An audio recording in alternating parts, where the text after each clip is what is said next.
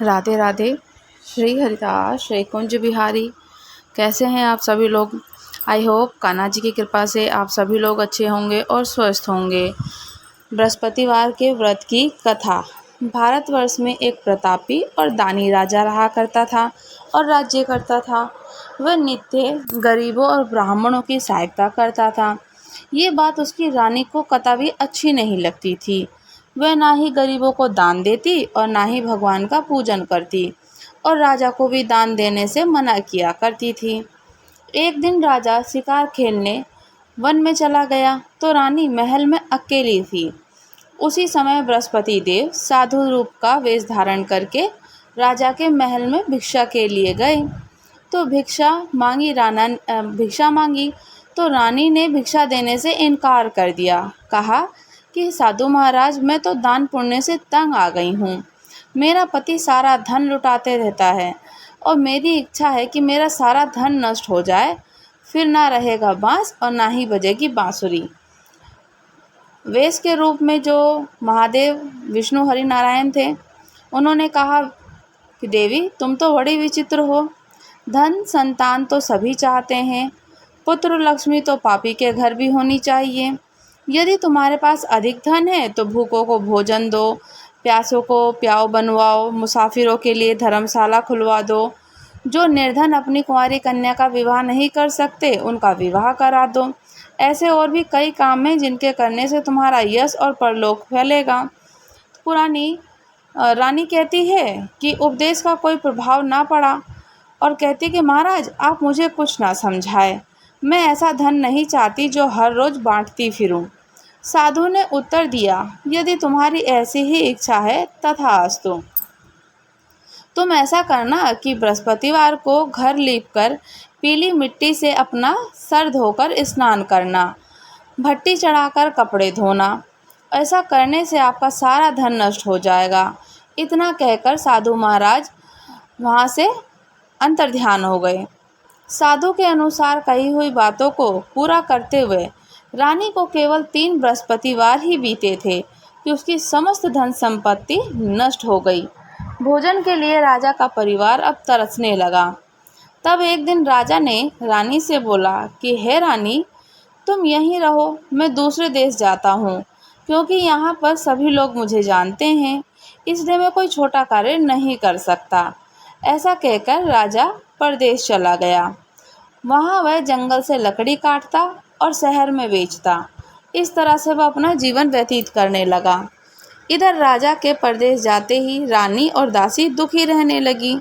जब एक बार रानी और दासी को 7 दिन बिना भोजन के रहना पड़ा तो रानी ने अपनी दासी से कहा कि दासी, पास के ही नगर में मेरी बहन रहती है, वो बहुत धनवान है, तू उसके पास जाकर कुछ ले आ ताकि थोड़ी कुछ समय के लिए हमारा गुजारा हो सके। तो दासी रानी की बहन के पास गई तो उस दिन रानी गुरुवार का व्रत कर रही थी और रानी की बहन उस दासी के जाती है दासी रानी की बहन के पास और उस समय बृहस्पतिवार की कथा सुन रही थी। तो दासी ने रानी की बहन को अपनी रानी का संदेश दिया, लेकिन रानी की बहन कुछ नहीं बोली, कोई उत्तर नहीं दिया, क्योंकि वो बृहस्पतिवार का व्रत कर रही थी। जब दासी को रानी की बहन से कोई उत्तर नहीं मिला तो वह बहुत दुखी हुई और उसे क्रोध भी बहुत आया। दासी ने वापस जाकर अपनी रानी को सारी बात बता दी। रानी ने जब सुना तो वो अपने भाग्य को कोसने लगी। उधर रानी की बहन ने सोचा कि मेरी बहन की दासी आई थी, परंतु मैं उससे नहीं बोली, इससे बहुत दुखी हुई होगी। कथा सुनकर और पूजन समाप्त कर कर वह अपनी बहन के घर आ गई। कहती है कि बहन, मैं बृहस्पतिवार का व्रत कर रही थी, तुम्हारी दासी मेरे घर आई थी, परंतु जब तक कथा होती है तब तक ना तो उठते हैं ना ही बोलते हैं, इसलिए मैं नहीं बोली। कहो दासी क्यों गई थी? तो रानी बोली, बहन तुमसे क्या छिपाऊं, हमारे घर में खाने तक को अनाज भी और एक दाना भी नहीं है। ऐसा कहते कहते रानी की आंखें भर आई। उसने रानी समेत पिछले 7 दिनों से भूखे रहने तक की बात अपनी बहन से विस्तार पूर्वक से बता दी। रानी की बहन बोली, देखो बहन, भगवान बृहस्पति देव सबकी मनोकामना को पूर्ण करते हैं। देखो, शायद तुम्हारे घर में अनाज रखा हो। पहले तो रानी को विश्वास नहीं हुआ, पर बहन के आग्रह करने पर रानी और अपनी दासी को अंदर भेजा और सचमुच अनाज से भरा एक घड़ा मिल गया। यह देखकर दासी को बड़ी हैरानी हुई, तो दासी रानी से कहने लगी, रानी, जब हमको भोजन नहीं मिलता तो हम व्रत ही करते हैं, इसलिए क्यों ना इनसे व्रत और कथा की विधि पूछ ली जाए, ताकि हम भी व्रत कर सकें। तब रानी ने अपनी बहन से बृहस्पति व्रत के बारे में पूछा। उसकी बहन ने बताया कि बृहस्पतिवार के व्रत में चने की दाल, मुनक्के से भगवान विष्णु जी का केले के जड़ में पूजन करें, दीपक जलाएं, व्रत करें और कथा सुनें, पीले रंग का ही भोजन करें। इससे बृहस्पति देव बहुत प्रसन्न होते हैं। व्रत और पूजन विधि बताकर रानी अपनी बहन के घर से अपने घर चली गई। 7 दिन के बाद जब गुरुवार आया तो रानी और दासी ने व्रत रखा। गुड़साल में जाकर चना और गुड़ लेकर आ गई। फिर उससे केले की जड़ में भगवान विष्णु जी का पूजन किया। और पीला भोजन कहाँ से आए, इस बात को लेकर दोनों बहुत दुखी थे। क्योंकि उन्होंने व्रत रखा था, तो इसलिए भगवान बृहस्पति देव उनसे प्रसन्न थे। इसलिए वह एक साधारण व्यक्ति का रूप धारण करके 2 थालों में सुंदर पीला भोजन दासी को दे गए। भोजन पाकर दासी प्रसन्न हो गई। फिर रानी के साथ मिलकर भोजन ग्रहण किया। उसके बाद वे सभी गुरुवार को व्रत पूजन करने लगी। बृहस्पति भगवान की कृपा से उनके पास फिर से धन संपत्ति आ गई, परंतु रानी फिर भी पहले की तरह आलस्य करने लगी। दासी बोली कि देखो रानी, तुम पहले भी इस प्रकार का आलस्य करती थी, तुम्हें धन रखने में कष्ट होता था, इस कारण सभी धन नष्ट हो गया। अब जब भगवान बृहस्पति देव की कृपा से धन मिला है तो फिर से आलस्य होता है आपको। तो रानी ने समझाते हुए दासी समझाती है, कहती है कि बड़ी मुसीबतों के पास हमने ये धन पाया है, इसलिए हमें दान पुण्य करना चाहिए, भूखे मनुष्य को भोजन कराना चाहिए और धन को शुभ कार्यों में खर्च करना चाहिए, जिससे तुम्हारे कुल का यश बढ़ेगा, स्वर्ग की प्राप्ति होगी, पितृ प्रसन्न होंगे। दासी की बात मानकर रानी अपना धन और शुभ कार्यों में खर्च करने लगी, जिससे पूरे नगर में यश फैलने लगा। बृहस्पति भगवान की व्रत की कथा और श्रद्धा के साथ आरती की जानी चाहिए। इसके बाद से प्रसाद बांटकर उसे ग्रहण भी कर लेना चाहिए। तो एक दिन राजा दुखी होकर जंगल में पेड़ के नीचे आसन जमाकर बैठ गया। वह अपनी दशा को याद करके व्याकुल होने लगा। बृहस्पतिवार का दिन था। एकांत में उसने देखा कि निर्जन वन में एक साधु प्रकट हुए। वे साधु वेश में स्वयं बृहस्पति भगवान थे। लकड़हारे के सामने आकर राजा के सामने आकर बोले कि हे लकड़हारे, इस सुनसान जंगल में तो चिंता मगन में क्यों बैठा है। लकड़हारे राजा ने दोनों हाथ जोड़कर प्रणाम किया। उत्तर दिया, हे महात्मा जी, आप सब कुछ जानते हैं, मैं क्या कहूँ आपसे। यह कहकर रोने लगा। साधु को अपनी आत्मकथा सुना दी। तो राजा जब अपनी कथा बताते हैं कि ऐसी ऐसी बात है, तो महात्मा जी जो साधु के वेश में स्वयं बृहस्पति भगवान थे, तुम्हारी स्त्री ने बृहस्पति के दिन बृहस्पति भगवान का निराधन किया था, जिसके कारण रुष्ट होकर उन्होंने तुम्हारी ये दशा कर दी। अब तुम चिंता को दूर कर दो और मेरे कहने पर चलो, तुम्हारे सारे कष्ट दूर हो जाएंगे। भगवान पहले से भी अधिक संपत्ति देंगे। तुम बृहस्पति के दिन ऐसा व्रत किया करो। 2 पैसे के चने मुनक्का लाकर उसका प्रसाद बनाओ। शुद्ध जल से लोटे में शक्कर मिलाकर अमृत तैयार करो। कथा के पश्चात अपने सारे परिवार और सारे बंधु बांधवों को प्रसाद वितरण करके स्वयं ग्रहण करो। ऐसा करने से भगवान तुम्हारी सभी मनोकामनाएं पूर्ण कर देंगे। साधु के ऐसे वचन सुनकर लकड़हारा बोला कि प्रभु, मुझे लकड़ी बेचकर इतना पैसा नहीं बचता जिससे भोजन के उपरांत कुछ बचा सकूं। मैंने रात्रि में अपनी स्त्री को व्याकुल देखा। मेरे पास कुछ भी नहीं है जिससे मैं उसकी खोज खबर मंगा सकूं। साधु ने कहा कि हे लकड़हारे, तुम किसी बात की चिंता मत करो। बृहस्पतिवार के दिन तुम रोजाना की तरह लकड़ियाँ लेकर शहर को जाओ। तुम रोज से 2 गुना धन प्राप्त होगा और भली भांति भोजन भी कर लोगे और बृहस्पति देव का पूजन का सामान भी आ जाएगा। इतना कहकर साधु अंतर्ध्यान हो गए। धीरे धीरे समय व्यतीत हुआ। फिर वही बृहस्पतिवार का दिन आया। लकड़हारा बना राजा जंगल से लकड़ी काटकर किसी शहर में बेचने गया। उसे उस दिन से बहुत अधिक मात्रा में पैसा मिला। राजा ने चना, गुड़ और मुनक्का लाकर गुरुवार का व्रत किया। उस दिन से उसके सभी कलेश दूर होने लगे। परंतु जब दोबारा गुरुवार का दिन आया तो बृहस्पतिवार का व्रत करना भूल गया। इस कारण बृहस्पति भगवान नाराज हो गए।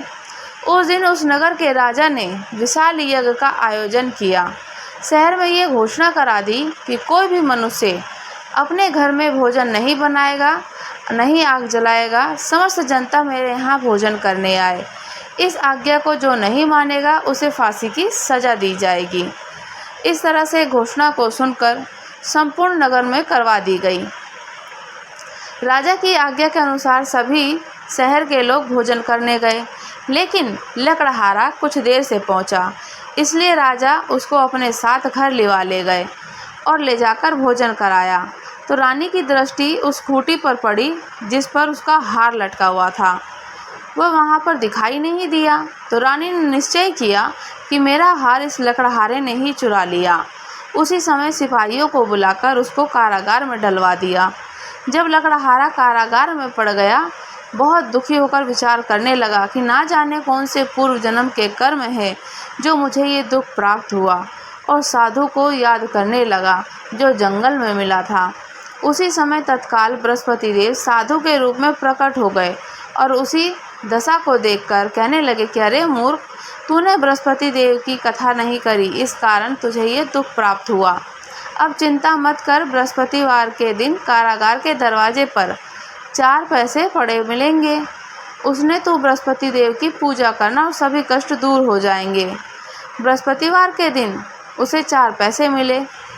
लकड़हारा उस नगर के राजा को स्वप्न में कहा कि तुमने उस आदमी को कारागार में बंद किया है, वह निर्दोष है, वह राजा को छोड़ देना। रानी का हार उसी खूंटी पर लटका हुआ मिल गया। अगर तू ऐसा नहीं करेगा तो तेरा राज्य नष्ट कर दूंगा। इस तरह से रात्रि के स्वप्न को देखकर राजा प्रातःकाल उठा और खूंटी पर हार देखकर लकड़हारे को बुलाकर क्षमा मांगी और लकड़हारे को बहुत सुंदर से वस्त्र, आभूषण और धन देकर के विदा कर दिया। बृहस्पति देव की आज्ञा के अनुसार लकड़हारा अपने नगर को चल दिया। राजा जब अपने नगर के निकट पहुंचा तो उसे बड़ा आश्चर्य हुआ। नगर में पहले से अधिक बाग, तालाब, कुएं, बावड़ी, बहुत सी धर्मशाला, मंदिर बन गई थी। राजा ने पूछा कि ये किसका बाग है, तो धर्मशाला किसका है। तो नगर के सब लोग कहने लगे कि ये सब रानी और उस दासी के हैं। जो राजा को आश्चर्य हुआ और गुस्सा भी आया। जब रानी ने खबर सुनी कि राजा आ रहे हैं तो उसने अपनी दासी से कहा कि दासी देख, राजा हमको कितनी बुरी हालत में छोड़कर गए थे। हमारी ऐसी हालत देखकर वह लौट ना जाएं, इसलिए तू दरवाजे पर खड़ी हो जा। दासी दरवाजे पर खड़ी हो गई। राजा आए तो उन्हें अपने साथ लिवा लाई। तब राजा ने क्रोध करके अपनी रानी से पूछा कि ये धन तुम्हें कैसे प्राप्त हुआ। तब उन्होंने कहा कि हमें ये सब धन बृहस्पति देव की व्रत के प्रभाव से प्राप्त हुआ है। राजा ने निश्चय किया कि 7 रोज के बाद तो सभी बृहस्पति देव का पूजन करते हैं, परंतु मैं प्रतिदिन दिन में 3 बार कहानी और रोज व्रत किया करूँगा। अब हर समय राजा के दुपट्टे में चने की दाल बंधी रहती और दिन में 3 बार कहानी कहता। एक रोज राजा ने विचार किया कि चलो अपनी बहन के यहाँ हो आए। तो इस निश्चय पर राजा घोड़े पर सवार होकर अपनी बहन के यहाँ चलने लगा। मार्ग में उसने देखा कि कुछ आदमी एक मुर्दे को लिए जा रहे हैं। उन्हें रोककर राजा ने कहा कि अरे भाइयों, मेरी बृहस्पति देव की कथा सुन लो। वो बोले, हमारा तो आदमी मर गया, इसको अपनी कथा की पड़ी है। परंतु कुछ आदमी बोले, अच्छा कहो, हम तुम्हारी कथा सुनेंगे। राजा ने दाल निकाली और चलते चलते कथा प्रारंभ कर दी। कथा आधी ही हुई थी कि मुर्दा हिलने लग गया और कथा जब समाप्त हुई तो राम राम कहकर मनुष्य की तरह उठकर खड़ा हो गया। आगे मार्ग में उसे एक किसान खेत में हल चलाता मिला। राजा ने उसे देखा और उससे बोला कि अरे भाई, तुम मेरी बृहस्पतिवार की कथा सुन लो। किसान बोला, जब तक मैं तेरी कथा सुनूंगा तब तक 4 खेत जोत लूँगा, तो वह अपनी कथा किसी और को सुनाओ। इस तरह राजा आगे चलने लगा कि राजा के हटते ही बैल पछाड़ खाकर गिर गए। किसान के पेट में बहुत ज़ोर से दर्द होने लगा। अब उसी समय उसकी माँ रोटी लेकर आई। उसने ये देखा तो अपने पुत्र से सब हाल पूछा और बेटे ने सभी हाल बता दिया। तो बुढ़िया दौड़ी दौड़ी घुड़सवार राजा के पास पहुंच गई। उससे बोली कि मैं तेरी कथा सुनूंगी, तू अपनी कथा मेरे खेत में चलकर कहना। राजा ने बुढ़िया के खेत पर जाकर कथा कही, जिसे सुनते ही बैल उठकर खड़े हो गए और किसान के पेट का दर्द भी बंद हो गया। राजा अपनी बहन के घर पहुंचा। बहन ने भाई की खूब मेहमानी करी। दूसरे रोज प्रातःकाल राजा जागा तो वह देखने लगा कि सब लोग भोजन कर रहे हैं। राजा ने अपनी बहन से कहा कि ऐसा कोई मनुष्य है जिसने भोजन नहीं किया हो, मेरी बृहस्पतिवार की कथा सुन ले। बहन बोली, भैया, ये देश ऐसा है कि पहले यहाँ भोजन करते हैं, बाद में अन्य काम करते हैं। अगर कोई पड़ोस में हो तो मैं देख आऊँ। ऐसा कहकर देखने चली गई, परंतु उसे कोई ऐसा व्यक्ति नहीं मिला जिसने भोजन ना किया हो। वह एक कुम्हार के घर आई जिसका लड़का बीमार था। उसे मालूम हुआ तो ये 3 रोज से किसी ने खाना नहीं खाया। रानी ने अपने भाई को कथा सुनने के लिए कुम्हार के यहाँ कहा और वो तैयार हो गया। राजा ने जाकर बृहस्पतिवार की कथा कही, जिसे सुनकर उसका लड़का ठीक हो गया। अब तो राजा की प्रशंसा होने लगी। एक रोज राजा ने अपनी बहन से कहा कि बहन, अब हम अपने घर जाएंगे, तुम भी हमारे साथ चलो। राजा की बहन ने अपनी सास से कहा। सास ने कहा, चली जा, परंतु अपने लड़के को मत ले जाना, क्योंकि तेरे भाई के कोई औलाद नहीं है।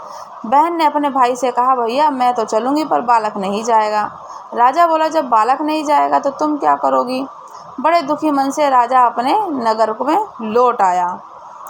राजा ने अपनी रानी से कहा, हम निर्वंशी हैं, हमारा मुंह देखने का धर्म नहीं है और कुछ भोजन आदि नहीं किया। रानी बोली कि प्रभु, हमें बृहस्पति भगवान ने सब कुछ दिया है, अब औलाद भी वही देंगे। उसी रात को बृहस्पति देव ने राजा को स्वप्न में उनको स्वप्न दिया और कहा कि राजा, उठ, सभी सोच को त्याग दे, तेरी रानी गर्भ से है। राजा की ये बात सुनकर बड़ी खुशी हुई। 9वें महीने में उसके गर्भ में एक सुंदर पुत्र पैदा हुआ। राजा बोला कि रानी, स्त्री बिना भोजन के रह सकती है पर बिना कहे नहीं रह सकती। मेरी बहन जब आए तो उसे कुछ मत कहना। रानी ने सुनकर हाँ कर दी। राजा की बहन जब यहाँ शुभ समाचार सुना तो वह बहुत खुश हुई और बधाई लेकर अपने भाई के यहाँ आई। तब रानी ने कहा कि घोड़ा चढ़कर तो नहीं आई, गधा चढ़कर आई। राजा की बहन बोलती है कि भाभी, मैं इस प्रकार ना कहती तो तुम्हें औलाद कैसे होती? तो बृहस्पति देव ऐसे ही हैं, जैसे जिसकी मन की कामना होती है सभी को पूर्ण करते हैं। जो सद्भावना से बृहस्पति भगवान का व्रत करता है, कथा पढ़ता है, सुनता है या सुनाता है, दूसरों को भी सुनाता है या पूजन करता है, उनकी सभी मनोकामना पूर्ण करते हैं बृहस्पति भगवान। तो बोले बृहस्पति भगवान की जय हो, बोले श्री हरिनारायण की जय हो। राधे राधे। श्री हरिदास, श्री कुंज बिहारी। अगर आप लोग हमारे चैनल पर नए हैं तो चैनल को लाइक, शेयर और सब्सक्राइब करना बिल्कुल भी ना भूलें और मुझे कमेंट्स करके ज़रूर बताइएगा कि आपको कथा कैसी लगी। राधे राधे।